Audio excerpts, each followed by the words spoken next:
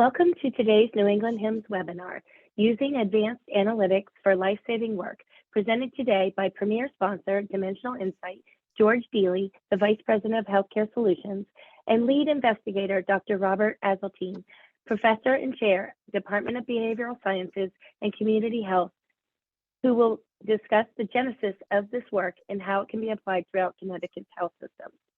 The chat has been disabled today, so please send your questions through the Q&A feature, and we will answer them at the end of today's session. Please join me in welcoming George and Rob today. Thanks, Elisa. So there are many challenges to tackle in the world of health and healthcare. And as we saw during the COVID-19 pandemic, information plays a critical, in fact, indispensable role in understanding and addressing those challenges. One of the most heartbreaking of these is suicide, particularly suicide among adolescents and young adults. Dr. Asyltine has been at the forefront of research and application of that research for clinical decision support for over a decade. And as you'll hear in his presentation, that work is beginning to bear fruit in terms of proactively identifying individuals with a high risk of suicidal behavior on the front lines of clinical care.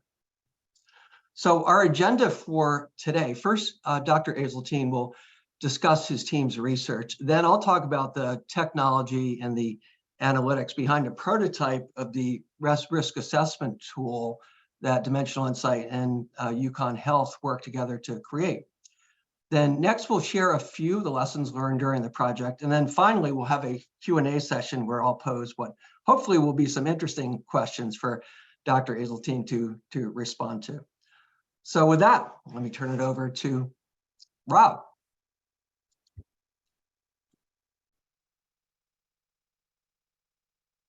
Excellent. Thank you, George. And welcome all. So this presentation is going to be hopefully it will actually work. My screen is frozen here. There we go. This presentation is going to be an overview of the work that we've been doing here at UConn and with our partners at Weill Cornell Medical, as George said, for nearly a decade now. And I want to start by talking about the landscape in which this work is being conducted, not just by us, but by other research groups across the country.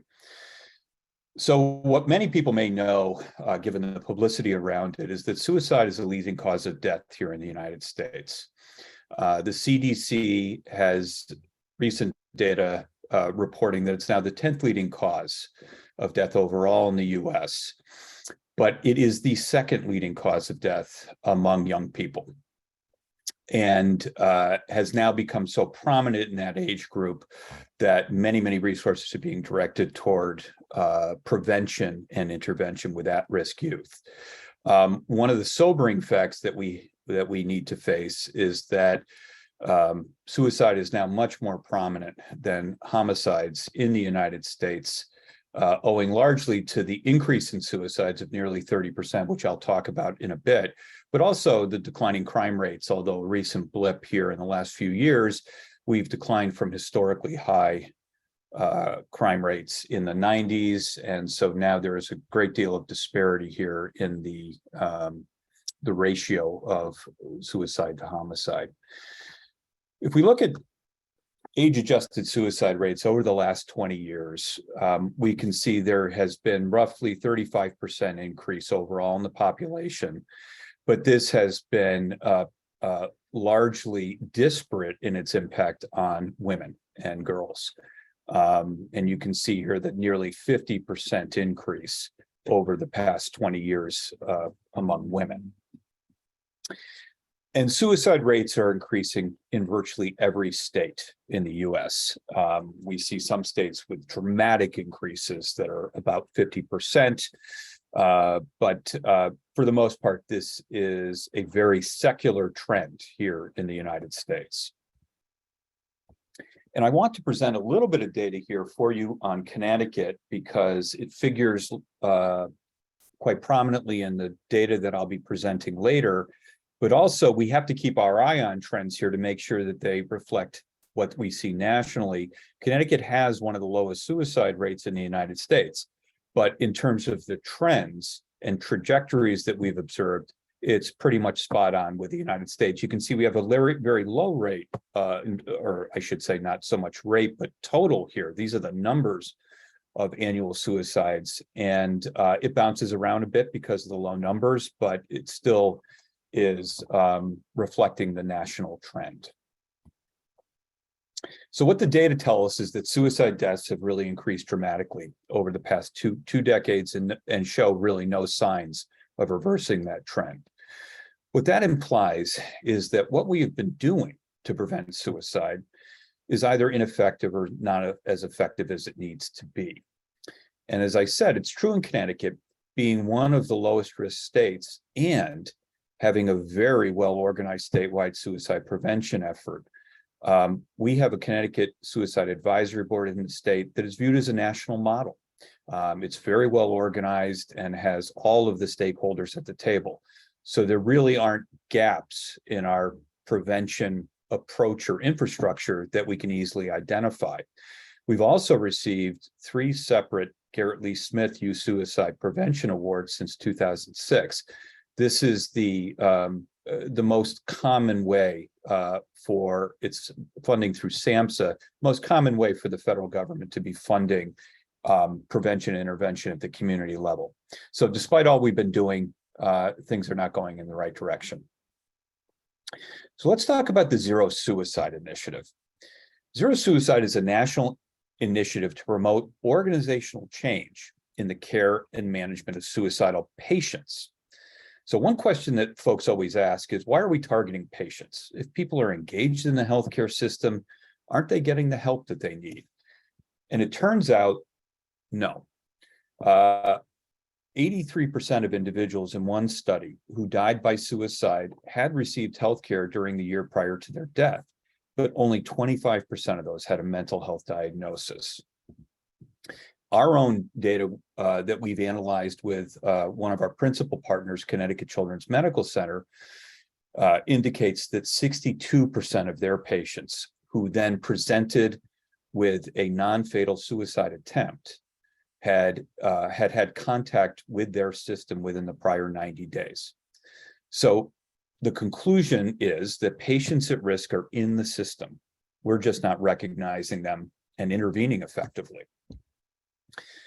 Zero Suicide has 7 areas of focus, and they're all critical to providing comprehensive detection, prevention, and intervention with at-risk patients. What we have focused primarily on here is the identify component. How do you detect suicide risk in patients using comprehensive screening or risk assessment? So the question is, how are we doing that? How are we going about detecting them? Current practices in identifying at-risk patients largely involve risk screening. So these would be using screening instruments, most often administered by paper and pencil, which asks a series of questions that in some will indicate a patient's suicide risk. 2 of the prominent ones here are the Ask Suicide Screening questions and Columbia's CSSRS. Now, these are used very, very widely in the hospital and large health systems here in the US, primarily because JCAHO has now required, it's a mandate under, I think it's, I'm trying to think 15.11, but a mandate to be proactively screening patients at risk of suicide in all hospitals and behavioral health organizations. So this is being done a lot, but it has limitations. It's very resource intensive. It's really only a point in time snapshot. So you're only going to conduct these when a patient's in front of you, and, you know, obviously catching a patient's risk is perhaps not easily done just during a clinical encounter. The other problem is that these typically generate false rates of false positives and have low sensitivity, don't detect risk well in certain patient populations. So an alternative approach that the National Institute of Mental Health has been pursuing very aggressively over the past 5 to 7 years is to create risk algorithms using clinical data. These are predictive models that estimate a patient's suicide risk using data that's available in patients' clinical records or perhaps their claims data. They produce a risk score of a patient's risk, an estimate of patient risk relative to the general population.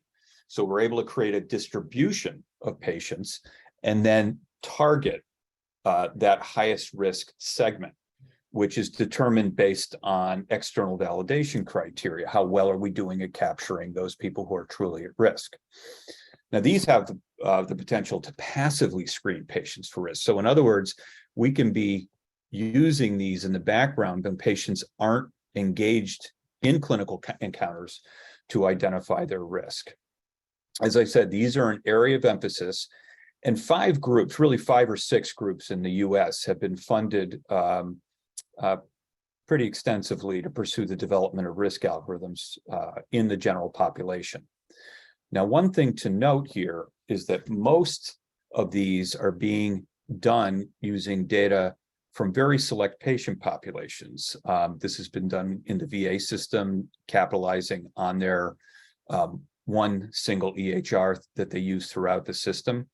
A lot of leadership is being provided by academic health centers and Kaiser Permanente. Now, there's really been little to no implementation in diverse clinical settings other than these to date. And you'll see from that list that this may be a very select group of institutions where most patients don't get their care.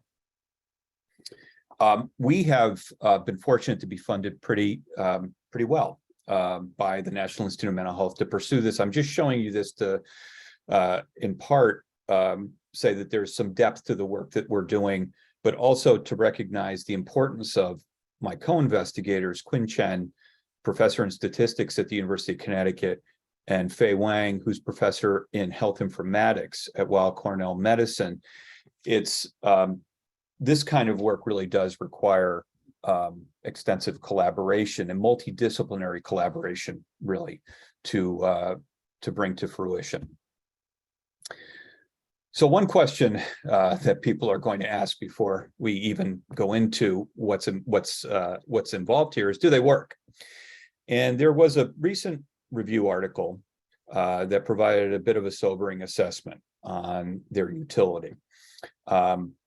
Overall, the models provided good overall classification of at-risk individuals, but had low positive predictive values. In other words, of the amount of people truly at suicide risk, we were only identify, or others, I should say, in this meta-analysis, were only able to identify a small percentage of truly at-risk patients. They noted here that these models would result in high false positive rates. That is, you're thinking people are at risk, but they're truly not at risk. And considerable false negative rates if no other assessment was put in place to determine a patient's actual risk. So the conclusion here by this group of authors was that they really offer limited practical utility. But this was really constrained to predicting suicide mortality. Studies that have tried to predict suicide attempts, and we typically focus on medically serious suicide attempts that require hospitalization, those did a much better job. So it's not really, the landscape is not as bad as this review indicates.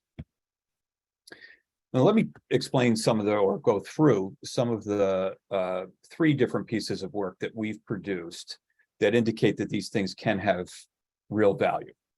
Now, we did do one study of mortality after a hospitalized suicide attempt, looking at what are the risk factors that predict later mortality. Now, these are a very, very high-risk subset of patients at risk of suicide. If you look here in 8 years of data on Connecticut hospitalizations, which we then linked with mortality data, because one of the problems, of course, is that mortality data doesn't get in these claims or hospital EHR databases easily. We had almost 20,000 hospitalizations and 571 suicide deaths. That's a death rate of 3% in this cohort. Compare that to the overall population rate of suicide, which is 14 per 100,000. This is 3 per 100, and you can see what a high-risk cohort this is. This group accounted for almost 25% of all the suicide deaths that occurred in Connecticut during this period. And what we were trying to figure out is, could we identify those predictors or features related to the patient or their history that were predictive of later suicide? Now, our results were quite promising. From this cohort, from this 3% of this population, we were able to identify 11% of the patients that were in a high-risk cohort.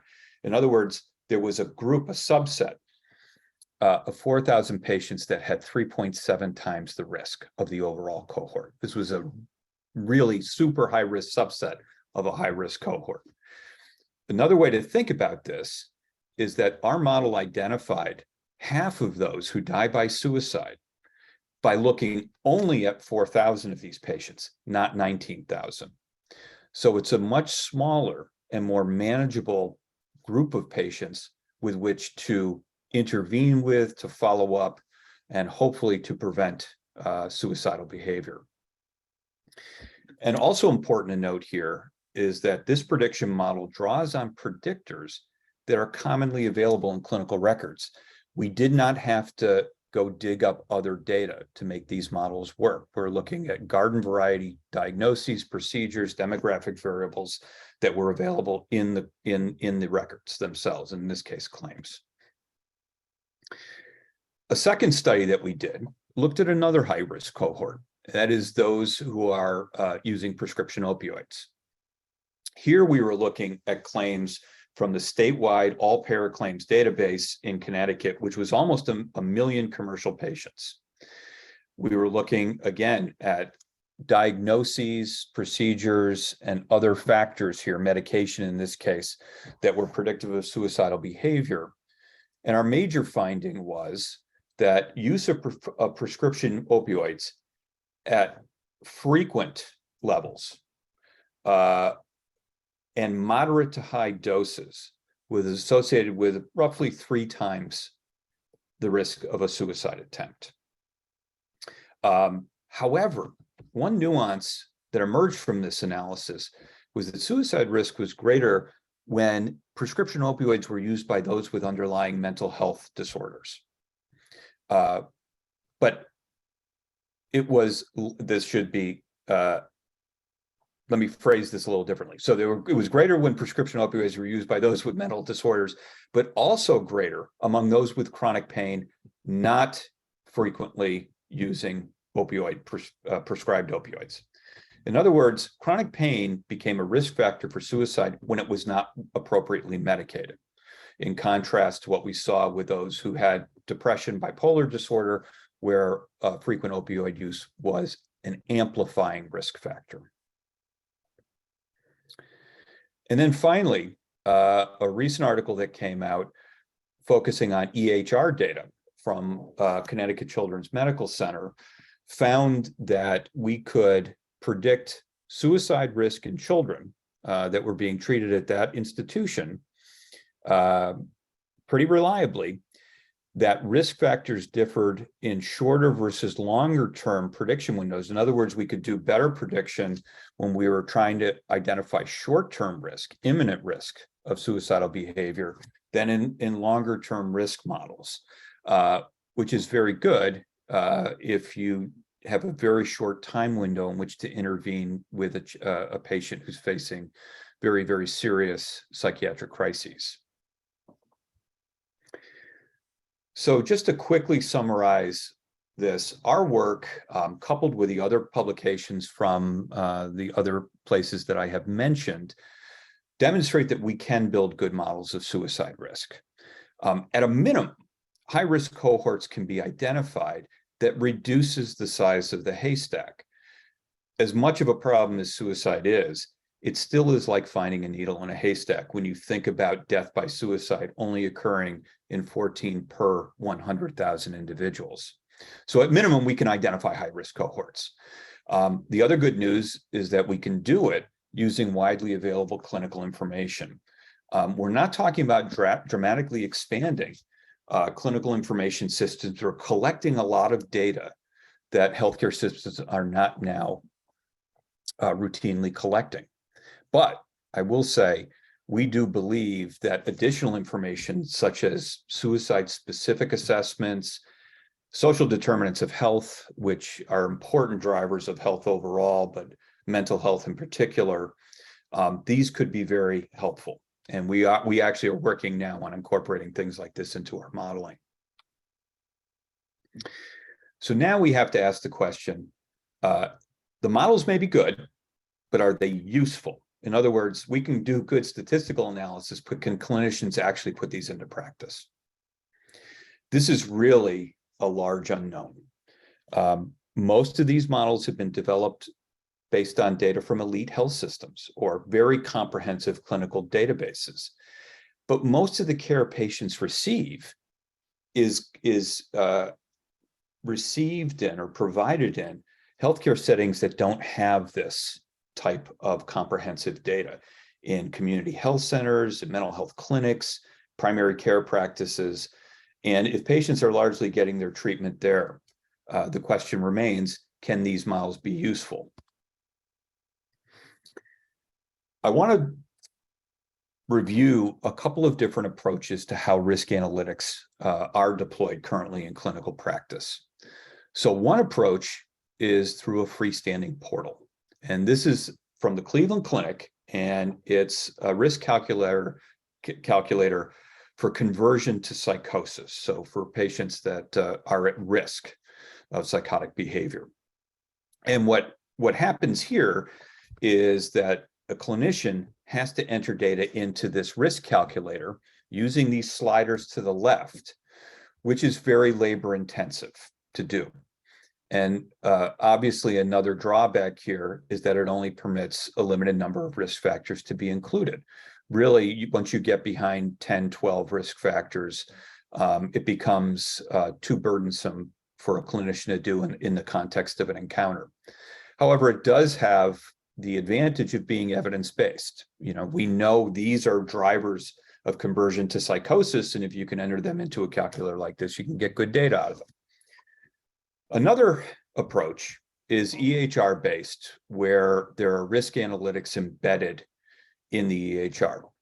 The most prominent one now in use is by Epic, and this is just a newspaper clip to show that Parkland Medical Center used Epic to screen patients for suicide risk. So it's an algorithm that Epic has and was used extensively in this health center. One big question, though, is whether this is evidence-based. These algorithms have not been peer-reviewed, they haven't been published, and really we don't know how well they do in identifying at-risk individuals.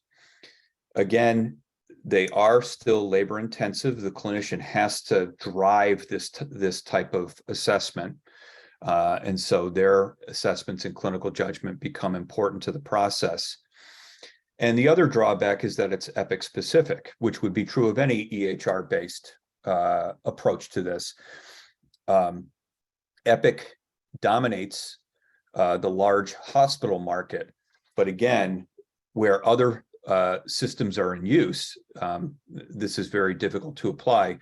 I did a survey about 6 or 7 years ago of the state of Connecticut, and we found that there were more than 100 different EHRs being used in the state alone at that time. So this is a limited solution to what is a large problem. So our vision really is to create sophisticated analytics in a platform agnostic way that provides context-specific decision support. Now, what does that mean? Well, first, we need to be able to call information across care settings, primary care, hospital care, behavioral health, that can assist in risk prediction. Pulling clinical features from only one setting is not adequate. I wrote a paper recently where we looked at individuals who had diagnoses of depression and looked across a health information exchange to see how many settings that they had touched that reflected or contained that depression diagnosis. And it was a small fraction of the healthcare that they received, the healthcare settings in which they received care, that were cognizant of and coded their depression risk. So we really do need to be pulling information from across all clinical settings. Second, we need to make that risk information accessible regardless of the EHR, the native EHR of a clinical practice. If we build these things in an EHR specific way, I don't think there can be any kind of sustainability to them. And then guidelines and recommendations that are context specific, they're useful for providers given where they're operating and what resources are available around them are critical. Telling a provider that a patient is at risk without helping them to understand what they can do about that risk, how acute that risk is really not welcome in clinical settings. That's something providers are not going to embrace. And then finally, we want to be able to create systems that can continuously monitor patients post-identification. One of the things about the Zero Suicide Initiative is that there's a tremendous amount of focus on transitions in care. So an example would be a patient that's identified in an ambulatory setting as at suicide risk, ends up transitioning to inpatient behavioral health care, then goes into intensive outpatient care, then is returned to community-based care. Those transitions in care are huge periods of vulnerability for patients in terms of suicide risk. And that's where we need to make sure these systems are not just good at defining a group of patients who might have some level of risk, but can then continue to monitor them as they go through their various stages of treatment. So in summary, the hope is we're really entering a new era here in suicide risk detection. Risk algorithms with good predictive performance can supplement clinician judgment. There are some limitations here, but we do believe that the evidence now is overwhelming that these are useful. The algorithms have the advantage of being able to run in the background that can continually surveil at-risk populations without the need for much in the way of human intervention. What some of my clinical partners call this is asynchronous monitoring. In other words, it's outside of clinical context, outside of encounters where lots of things are going on, but clinicians are blind to escalating risk. And even if not a standalone tool, these risk algorithms can substantially reduce the size of the haystack. I talked a little bit about the Joint Commission's requirement for universal screening for suicide risk in both hospital and behavioral health settings. One important question here is, what if we only had to screen a fraction of those patients, even only half? The clinical resources that could be saved in doing that would be substantial and would constitute a real contribution to risk assessment. And finally, we need to make sure that the informatics solutions here fit the diversity of settings in which people get their care. I can't stress enough the fact that most of this work is coming out of tertiary care facilities, academic health centers, unique institutions like Kaiser Permanente, which is both a healthcare provider and a payer. These are not going to fit the kinds of clinical settings where most people get their care. And we've got to pay attention to that because I shudder to think that we start foisting solutions, potential solutions on community health centers that are just a terrible fit with the needs of their patient populations. I think it will be a very poor outcome for this line of research and ultimately not serving patients well. So I will stop there and stop sharing and turn it back over to George. Very good. Thank you, Dr. Rob. Hazeltine, do you want to take a question? There is a question in Sure. the chat. Sure. How would practitioners decide which patients to screen if we don't use universal screening? That's a great question. So there are a couple different answers to that. One would be that we could see these risk algorithms constituting an initial triage of a patient, where what we get from the results of that algorithmic assessment provides that initial screen and then highlights those patients that should be followed up by clinicians for a secondary screen or assessment. So that's one way of looking at it. The other that's really novel, and we're working on this right now, is what if we actually created predictive models of patients who need to be screened because we don't detect their risk well with algorithms. And we've actually submitted some grants now on that topic recently. And I think that is a very productive avenue for future research. Universal screening is very resource intensive, and anything we can do to alleviate the burden, the clinical burden that it poses, would be important. Very good. Well, thank you again, Rob. All right, so let's start with a question. So how do you go about transforming this very promising work into something that can be practically deployed on the front lines of clinical care? Well, here are some of the requirements that you need to consider.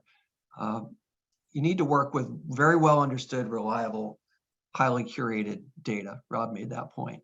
It needs to be rigorously validated in a clinical environment with real patient information. And that requires integration across multiple, in many cases, heterogeneous data sources. The information needs to be timely to those frontline clinicians, and part of that is making it conveniently accessible for those clinicians who are ultimately going to be making these decisions. And then finally, access to underlying data for that initial validation to make sure that the data is trustworthy, reliable, but also for analysis and discovery. So from a technology perspective, here are some of the things that you need to do to make this possible. So you can think of this as a reference architecture. It can be implemented in a variety of different ways. But what's critical is that for the machine learning models to do their jobs well, everything over on the left-hand side here needs to be done well. That's the ante to play the game. If the data isn't good to begin with, these models won't perform well. So you've got to consider this side of the equation over here in order for this to work well. So there's a variety of challenges to doing this. So some questions. How do you normalize that information across all of these heterogeneous data sources, EHRs, and other sources of information? We mentioned social determinants of health. They might be coming from someplace other than the EHR. How do you minimize the number of moving parts? You saw all the things that need to be done to construct the data sets that are necessary to do this. How do you leverage open source solutions where they're available and practical? As we've mentioned, the risk assessment algorithms are implemented in R. You certainly don't want to re-implement that in another technology if it already works. How do you provide sufficiently controlled access to diverse user communities? And we're talking about very sensitive, protected information. And with all of that, how do you reduce complexity? Because it's sounding pretty complex, right? Then how do you limit the staff resources? They're not infinite by any means, needed for deployment and maintenance of the solution that you ultimately come up with. And then with all of this, probably the most important thing is you need to ensure reliable information for those frontline clinicians. So here's in this project how we realize that reference architecture for the suicide risk prototype that we constructed. So there are two primary components here. Down here we have the Dimensional Insight Diver platform, which takes care of all of those things in the orange boxes from the previous slide to provide that well understood curated data for the machine learning models to work with. So the machine learning models over here are implemented, as I mentioned, in the open source R platform, and they consume the data that's provided from the Dimensional Insight Diver platform for everything that they need. And they exchange information back and forth. So that approach reduces the complexity by minimizing the number of moving parts. And the way this works is that the data flows over to the models produce their information, send it back, and then the user community is interacting with the presentation layer of the Diver platform for all the information that that's needed. So you could think of this approach similar to the relationship between the engine and the transmission of a car, for a convenient metaphor. In order for the car to even move, you have to have both, right? And both are pretty complicated in their own right. They have lots of moving parts going on within them. But we tend to think of them as individual units, right? You got the transmission, and then you've got the engine. But they need to be seamlessly integrated, and both need to perform their own roles, their individual roles, exceedingly well. So integration, and then excellence in terms of performing what they do well. So that's what this approach to implementing that reference architecture does. So to take you very briefly through the approach that we use to implementing the prototype, and this is the approach that we use for pretty much all of our work in healthcare analytics. Pretty much everything is a measure or a KPI, key performance indicator. So we start with the measures that will become the candidate features for the machine learning models, but what the machine learning models produce, the risk assessment factors, those are KPIs as well. There's lots of other KPIs that you need in order to provide the underlying information that you'll want to analyze. Now, each of these KPIs can be pretty complicated in their own right. So we have the quantitative analytical data, but we also have metadata that's going to help our user community understand what these measures are, what they're intended to do, how they were constructed. They can get very complicated. Sometimes dozens of rules go into a single measure. So it's very important to understand what they do, but also to expose that information to folks who are going to be relying on that information. And then just as importantly, the underlying information for both those measures individually as well as collectively. We want to be able to analyze the information initially for validation to make sure that we understand the information, but then ultimately for analysis once we start getting feedback from the models and the outcomes. So this is an example of an analytical model that's generated automatically by the Diver platform's measure factory. And every time a measure is updated, the logic of the measure or the metadata for that matter, these underlying analytical models are updated automatically. And then arguably the most important side, and that's the presentation of the information to the target user community. Now, this is an example of a dashboard that provides outcomes information. It's not the suicide risk tool, that's still confidential, so we're not showing that, but you can imagine that it's fairly similar to this in terms of the way that it presents information. And then the key to this is to do everything that we talked about, everything that was in those boxes, the various things that you needed to do to construct this, this environment, control that from a single integrated development environment, which is the Dimensional Insight workbench. So controls everything in terms of implementation, deployment, and operational control in a visually intuitive manner.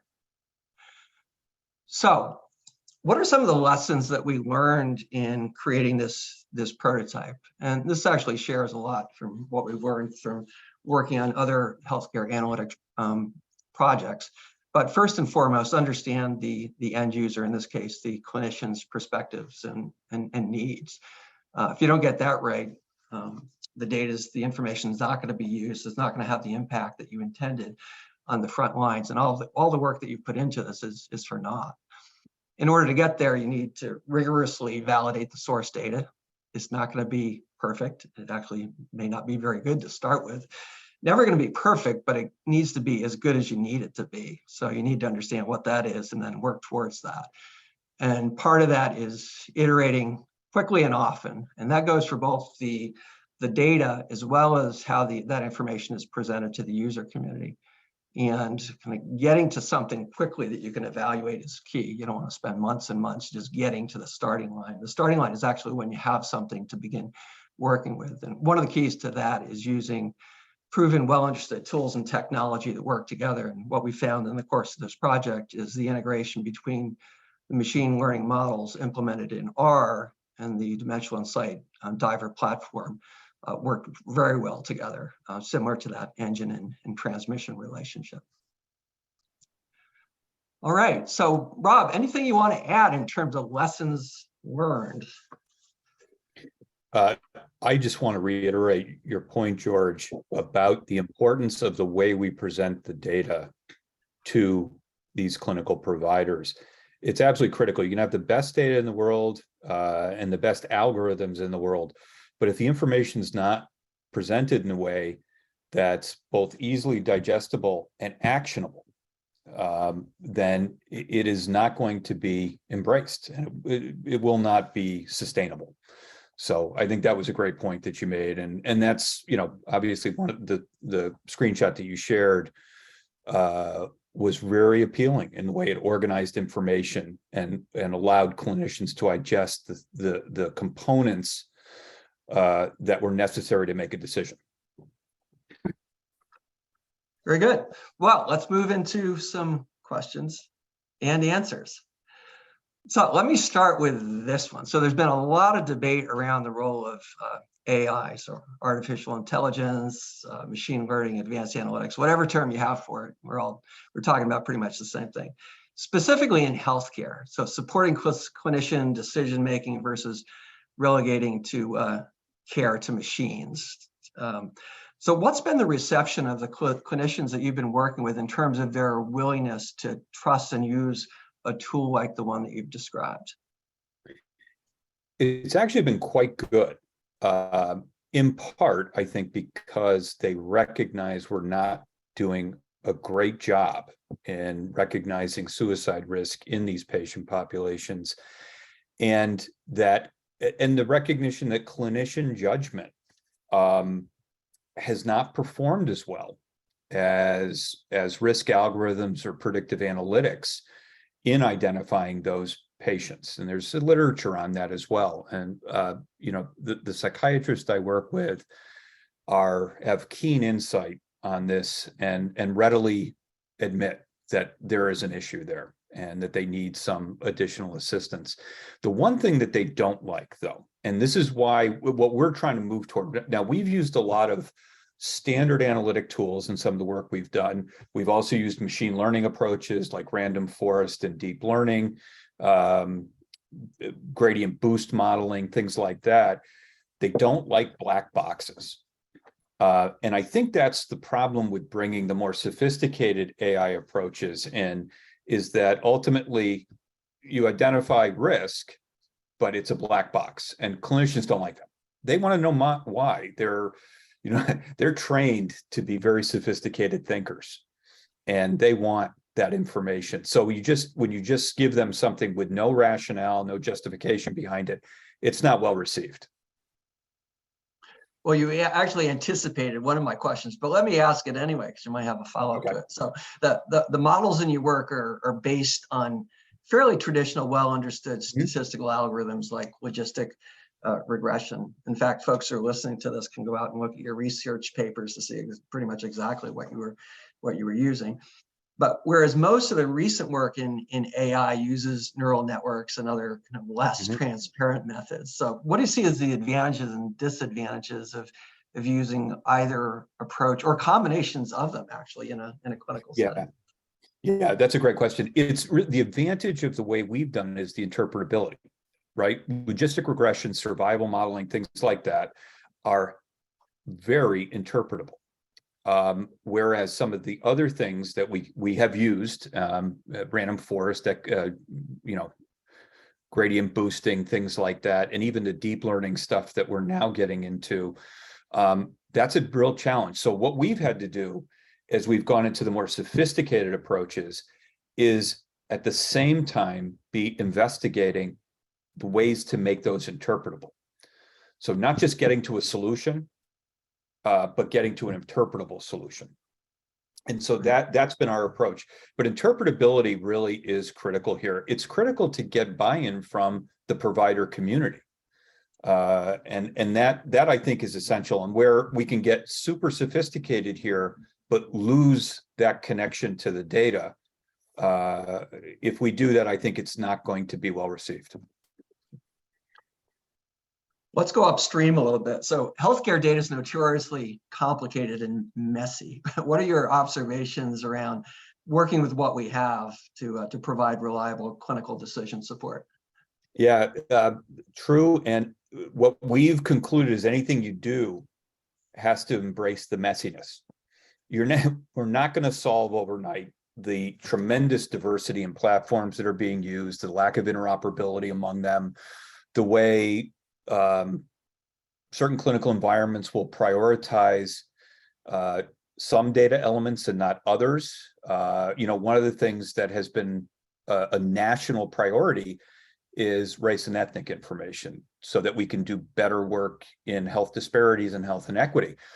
But if clinical providers and their staffs are not recording those well, not transmitting them through to larger networks, then we're never going to be able to get a hold of good data on that.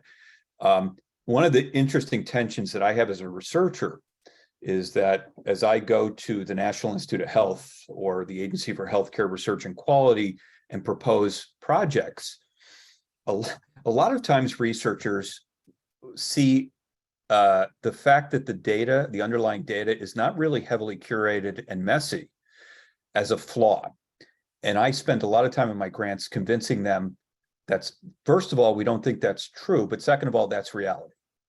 So if we want to do anything that has impact in real world clinical settings, we've got to embrace the messiness.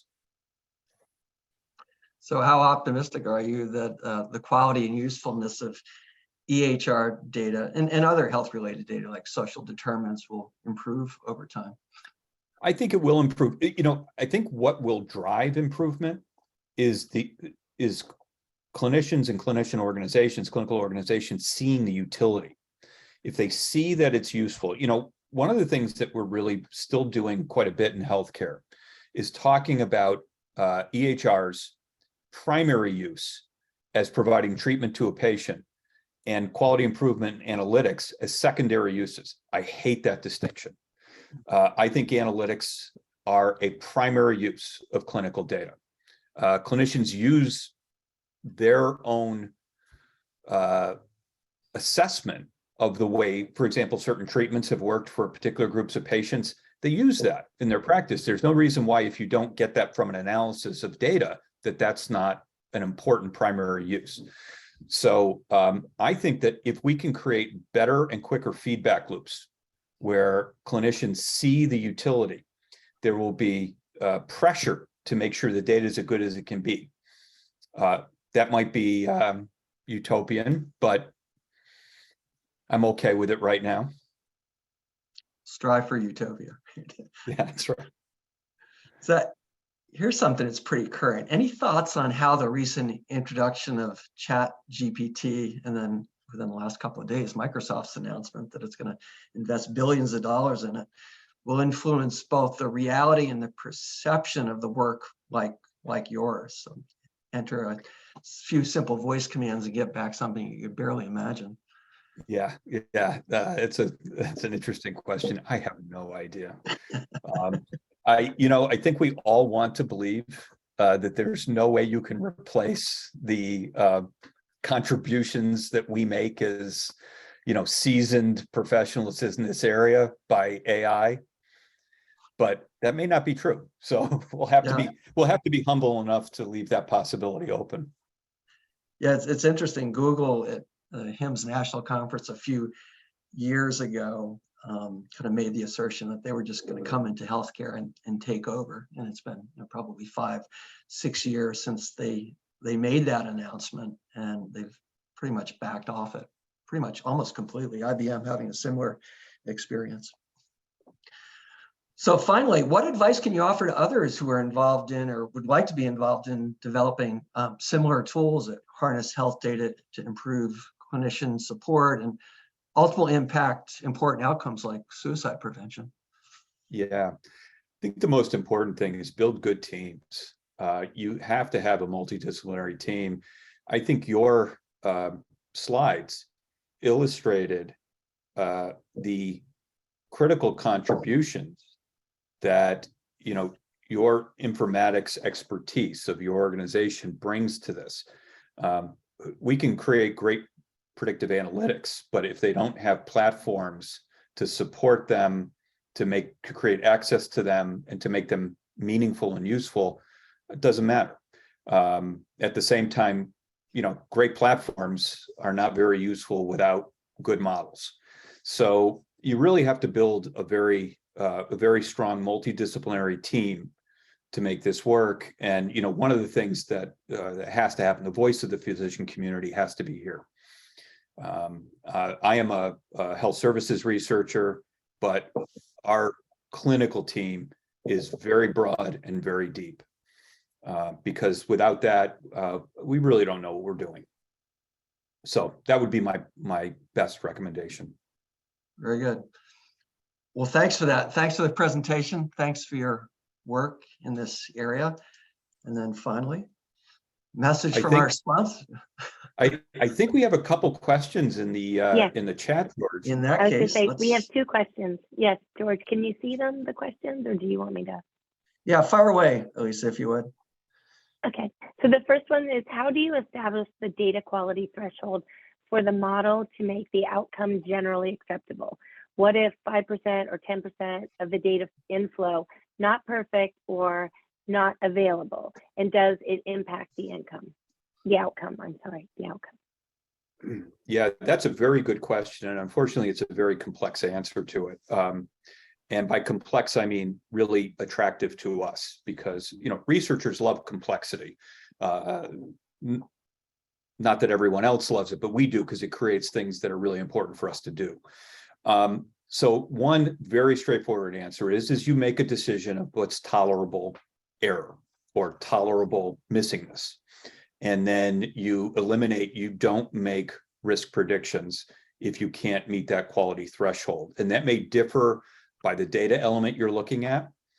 You may have a lot of tolerance for missing certain features, but less tolerance for missing others, like principal diagnoses for clinical encounters, let's say. So that's one way. That's a very non-granular way or to approach it. One of the things that we have been working on, though, is ways to overcome inaccuracies or missingness through transfer learning principles. So transfer learning is when, in this context, is when we take information from more robust data sources and statistically apply it to less robust data sources. And one example that we might give is, let's say you have a health system that has very comprehensive hospital, inpatient, ED, ambulatory, primary care data. And then you're trying to create models that would apply to settings that are related to them or partner with them, but don't have access to that kind of data. We've been working on these kinds of transfer learning approaches where you can harvest or borrow that information in order to improve the more limited data available. And that would pertain to this type of use case that's being mentioned, where you've got lots of missing data or just data quality issues. So we've been exploring that. We've had some very, very good results with it. I think we had a paper published just 6 months ago on that topic with a demonstration of its utility. So we really are looking forward to that as a real opportunity to address data quality issues. And I'll take the second question, which I think both Rob and I will take a cut at here. So specifically, how is the Diver dashboard accessed by providers at the point of care? how do you incorporate this into your daily workflow per the reference, the importance of actionable insight with clinical decision support. So, at this point, we have a web-based interface. I think the challenge is exactly what the question was asking, how you incorporate that directly into the clinician workflow. And given the fact that clinicians are working with various EHRs, I think unfortunately that in a lot of cases ends up being a EHR by EHR integration. I think some of the technologies like FHIR hold a lot of promise in terms of how you can incorporate the data into the clinician workflow, but absolutely right, that's critical for this to be successful. Rob, thoughts on that? Yeah, agree. And I think, analytics platforms like you provide, which is sort of a secondary analytics on top of what might be embedded in an EHR, could be important parts of the solution. But yeah, this is a real challenge. And I think there are technology solutions to it. My hope is that there might actually be some willingness of clinicians to embrace using multiple systems. There's a tremendous resistance to that. People, now that they've put the investment into their EHR, they want to route everything through that. And there's that good justification for that. But our hope is, as we demonstrate the utility of these things, there might also be a tolerance of accessing multiple systems. And that might be true, not perhaps of clinicians that are providing care, but maybe their support teams like care coordinators, nurse care managers, population health specialists that might love to access a tool available on a separate platform. Very good. We could probably spend hours on that one. All right. So finally, message from our sponsor, who is us, Dimensional Insight. So we're proud to support New England Himss as a longtime premier level sponsor. I lead a healthcare team at Dimensional Insight where we use the Diver platform to build healthcare specific applications like the ones that we talked about today to solve a variety of analytically oriented problems from operations and workflow to outcomes analysis and population health. And the response from our customers who use those applications in independent surveys has helped us to win the much sought after Best in Class award, in our case for business intelligence and analytics and healthcare, an unprecedented 8 times. And that success comes from deep domain expertise in healthcare, coupled with technical capabilities and know-how combined into a repeatable methodology that's designed to ensure successful outcomes, like we used in the Yukon Health Project. So if you're struggling with analytics or trying to figure out how to move forward, we'd love to talk to you. You can find us on the web at dimins.com or just Google Dimensional Insight Healthcare. Again, thanks for joining. And if you do have any follow-up questions for either Rob, Dr. Hazeltine, and myself, here are our email addresses, and we would look forward to hearing from you. Thank you. Well, thank you both, George and Dr. Hazeltine, for presenting to us today. Please take a moment as you exit today to give us some feedback. The handout and the CP Himss credit for today's session is going to be sent by the end of the week. And we'll hopefully look forward to seeing everyone in person for our next event is March 22nd, our Women in IT event, and that registration is open on our website. So thank you, George and Rob, and have a good week, and thank you so much. Thank you. Thank you.